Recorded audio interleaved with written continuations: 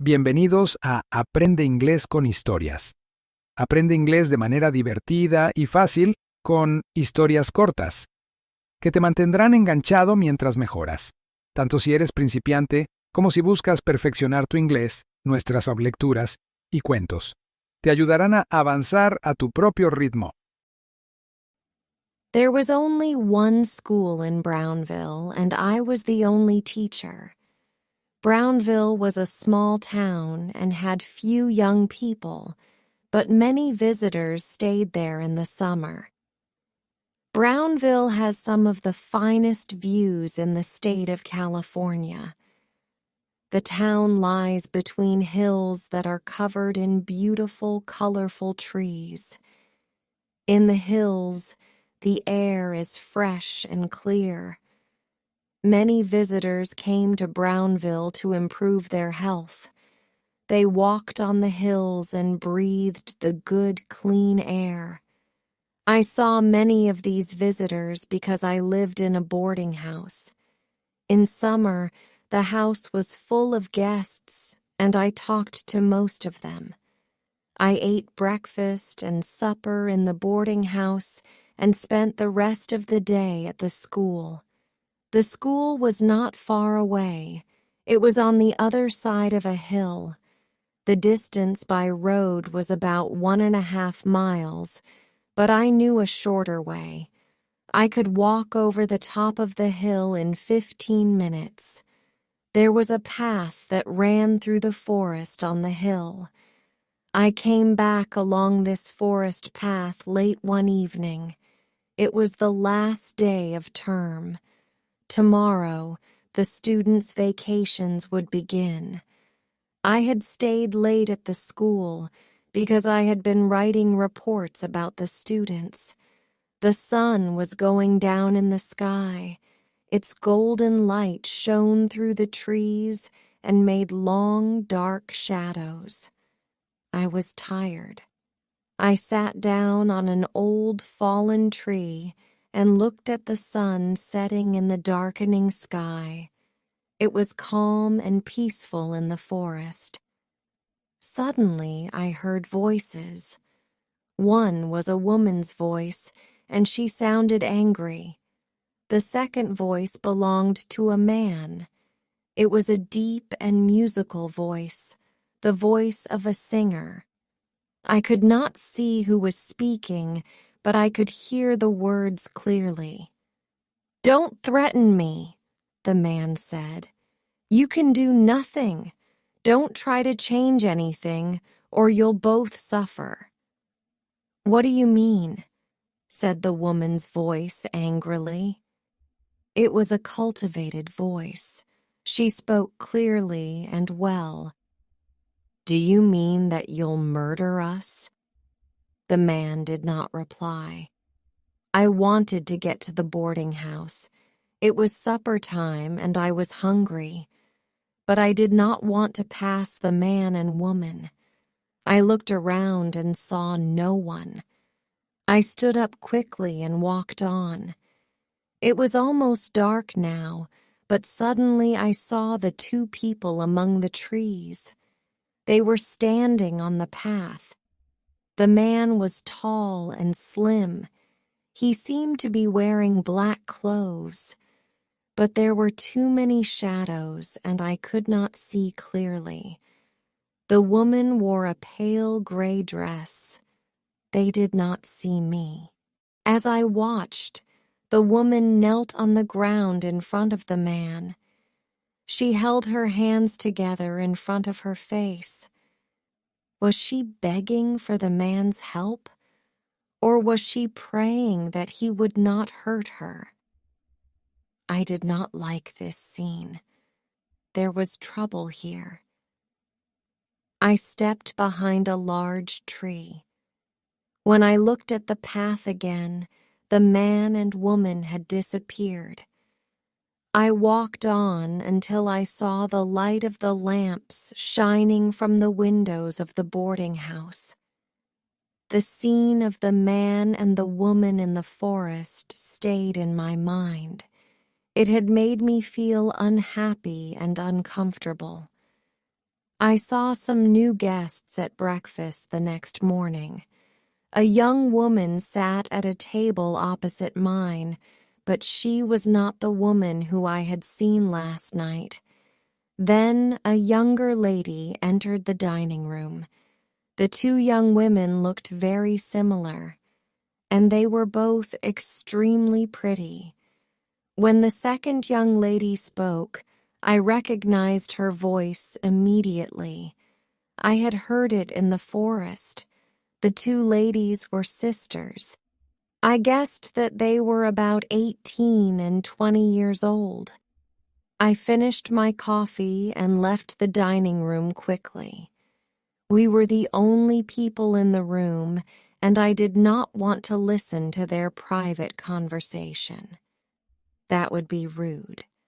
And I did not want them to notice me. I did not see the tall, slim man. Hut, I heard him. He was in the garden of the boarding house. As I had guessed, he was a singer. He was practicing his singing. He was singing La Donna è mobile, a song from Verdi's opera, Rigoletto. The singer had a very good, strong voice. Maybe it was too good. Why was he in a simple boarding house in Brownville and singing in this way? This was strange. Did he want the guests to admire his voice? I walked away quickly. When I returned to the boarding house later, I saw the elder sister. She was standing in the garden with the singer. He was dressed in black clothes. His back was turned toward me, so I could not see his face. Brownville was a small town, and it had no theaters or restaurants. So when the people of Brownville finished their work, they enjoyed gossiping. I enjoyed gossiping too. Who were these unusual visitors, and what was their story? The singer was talking easily to the younger woman. I guessed that they knew each other well. When I came into the garden, he stopped talking and turned around. He looked straight at my face. The man was not young. I guessed that he was about 50 years old. His face was extremely handsome. His hair was thick and black as the clothes that he wore, and the clothes were very fine. They were smart, fashionable, and well-made. They looked expensive. He could not have bought clothes like these in Brownville. I had seen pictures of opera houses in the fashionable cities of Europe. This man reminded me of the men in those pictures. The man looked at me as if he knew the thoughts in my head. Did he know what I was thinking? The expression on his face was not angry or frightening, but I suddenly felt afraid. Why? I could not explain it.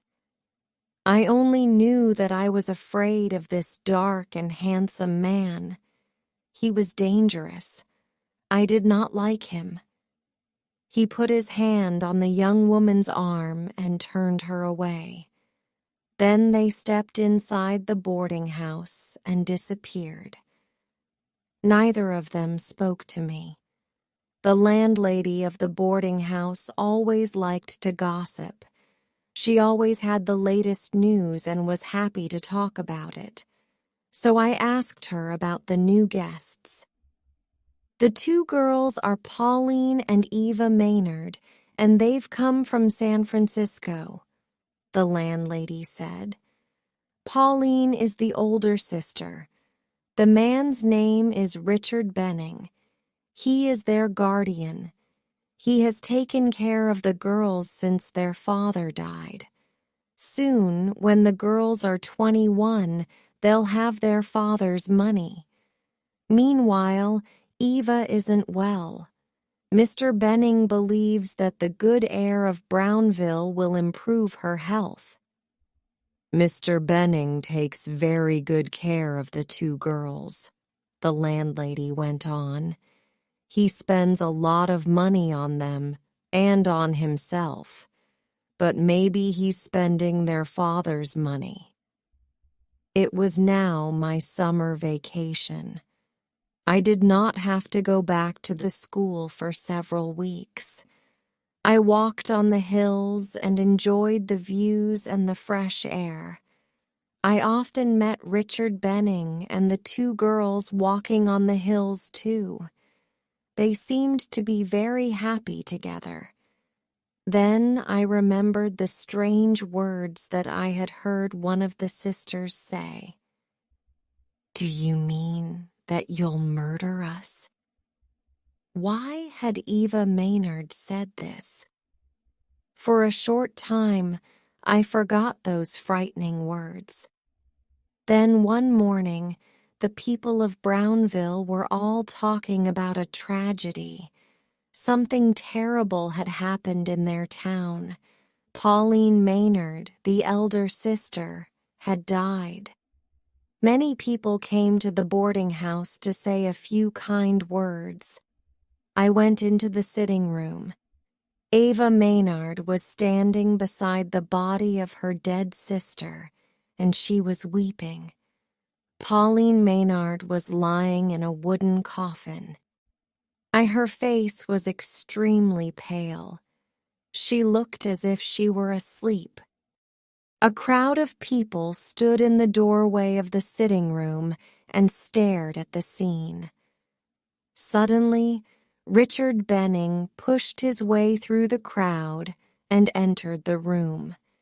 He tried to hold Eva's hand, but she pulled it away.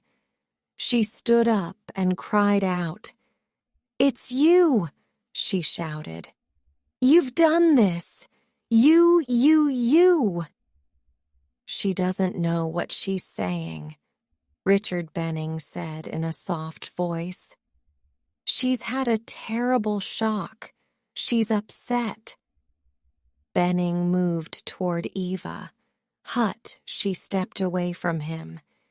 He did not try to touch her hand again. Instead, he moved his hand in front of her face, slowly, once. Immediately, Eva's eyes closed, and she stood still. Then Benning held her hand and put his other arm around her shoulders. Suddenly, she began to weep again. Then Benning gently led the young woman out of the room. A few days later, there was an inquest in Brownville. The coroner listened to the words of Benning, a doctor, and several people in the boarding house. Then he wrote these words on Pauline's death certificate: "Cause of death, heart disease."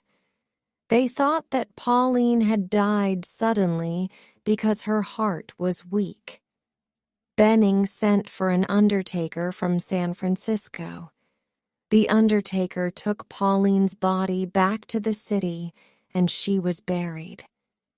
Neither Benning nor Eva went to the dead girl's funeral.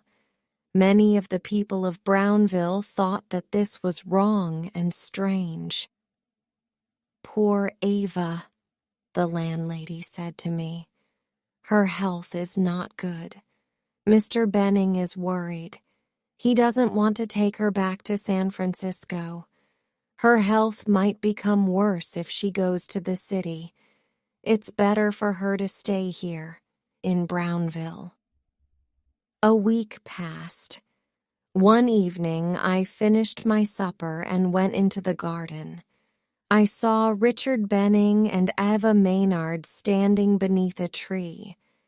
They were holding each other's hands and looking into each other's eyes. It was a very gentle and romantic scene, but it was wrong. They looked like lovers. Benning was a 50-year-old man, and Eva was not yet 20. Also, he was her guardian. Benning should be like a father to the young woman, not a lover. I stood in the shadows, and they did not sack me. I did not move, but I listened. "You will kill me," said Eva. "I know that you killed Pauline. I beg you to kill me quickly. Let me go. Let me be at peace." Richard Benning did not reply. He released Eva's hand and walked away. He walked up the hill to the forest where I had first seen him. As he walked, he sang. His fine voice sounded beautiful and wild. Eva stared at her guardian. As she listened, she put her hands together. She held her hands in front of her body as if she was praying. I walked out of the shadows. Eva turned and stared at me. Maybe I had frightened her. "Miss Maynard," I said, "I'm sorry. I came into the garden and I heard what you said. I believe that you're in danger." "You can do nothing," she said. Her voice was soft, and she had a strange expression on her face. Her eyes were large and bright. Was she ill? Or maybe she was dreaming. I gently held Eva's hand. "You seem to be asleep," I said. "You must wake up. You said that Benning killed your sister. You said that he'll kill you too. Will you tell me about it? I'll try to help you." "You can't help me," said Eva. "We'll be here for only a day or two more. Then we'll go away, far away. I ask you to be silent. You mustn't talk about anything that you've seen or heard here." "But this is crazy," I said. "I'm sure that you're in danger. I must tell the police." Eva woke up a little when she heard this. Her expression changed. She became cold and polite. "This is my business, not yours," she said. "But your sister died here in Brownville," I said, "and she died suddenly. Now you are in danger. The people of Brownville might be in danger too. You must tell me what happened. Didn't you love your sister?" "Yes, I loved her," said Eva. "But I love him more. Do you think that the police will believe you? You heard a secret conversation. If you talk about it, I'll say that your words are lies. No one will believe your story." Suddenly she smiled. It was a beautiful, sweet smile. I could not believe her words. They were so hard and cold. Eva held my hand tightly. "Come with me," she said. "We'll walk together. He will be away all night. He won't know that you've been with me. We'll walk and talk, and you'll forget what you've seen and heard. You'll forget about us." Truly, I did not know the ways of women then. I was happy to walk in the garden with Eva Maynard. I was a little in love with this beautiful young woman. We talked about the people of Brownville, and we talked about their love of gossip. I did not want to go to my bed. Before I said good night, I asked Eva to walk with me the next day. "There's an old mill on the top of the hill. Will you walk there with me tomorrow afternoon? We can enjoy the fine views from the mill." "If he's not here, yes, I'll walk there with you," said Eva. I went to bed feeling happy. I smiled happily as I fell asleep. The next morning, I awoke feeling even happier. Today is going to be a special day, I thought. Eva was not in the dining room at lunchtime. Maybe I had hoped for too much. I am only a school teacher in a small town, and I am not very rich or very handsome, but I was not disappointed. Eva came into the garden. Benning must have gone away. I was the happiest man in the world. Eva said nothing as I followed her up the path to the old mill. She knew the way there because she had walked to the mill many times with her guardian. Eva and I did not have a conversation, but she sang songs. She sang happy and sad songs. Her feelings changed as quickly as clouds pass across the sky. 1 minute sunshine, the next minute shadow. I was happy to be with her, whatever she felt. She walked, and I followed. When we came to the mill, she did not stop walking. She crossed an old wooden bridge and took the path up the high hill. It was the path to a place called the Eagle's Nest.